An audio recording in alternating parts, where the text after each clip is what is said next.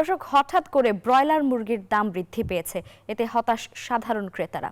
এই বিষয়ে বিস্তারিত জানাতে যুক্ত হচ্ছেন সহকর্মী নাজমুল হুদা। নাজমুল, হঠাৎ করে ব্রয়লার মুরগির দাম বাড়ার কারণ কি?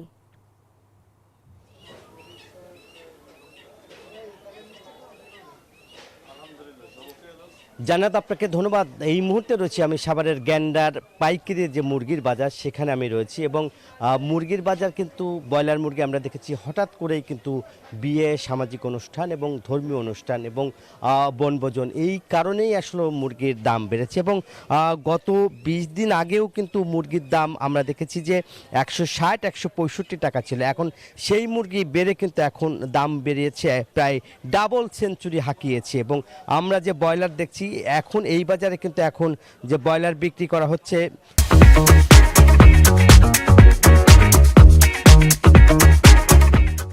প্রায় 200 টাকা এবং কোথাও কোথাও কিন্তু 195 টাকা। এবং প্রতিটা মুরগির দামই আসলে বেড়েছে। আমরা দেখেছি যে ব্রয়লার মুরগির 210, কোথাও কোথাও 200 টাকা বিক্রি করা হচ্ছে এবং সোনালী মুরগি বিক্রি করা হচ্ছে 320 এবং 340 টাকা পার কেজিতে। এবং যেহেতু গত 3 দিন ধরে কিন্তু বলা হচ্ছে যে মুরগির দাম হঠাৎ করে বেড়েছে এবং সেখানে বলা হচ্ছে যে কাকা, আপনার সাথে একটু কথা বলি, মুরগির দাম হঠাৎ বেড়ে যাওয়ার কারণ কি? ব্রয়লার মুরগি ওর বর্তমানে মরা বেশি, মানুষ শীতের দিন বয়টা আসে না, হ্যাঁ, তারপরে মৃত্যুর হার বেশি, ওষুধ দিয়াও টিকা রাখা গেতেছে না।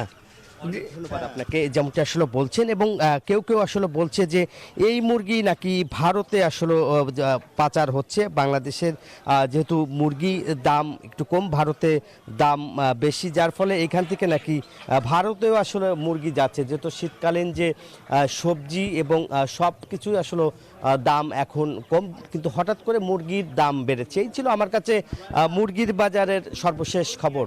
জান্নাত। নাজমুল, ধন্যবাদ আপনাকে।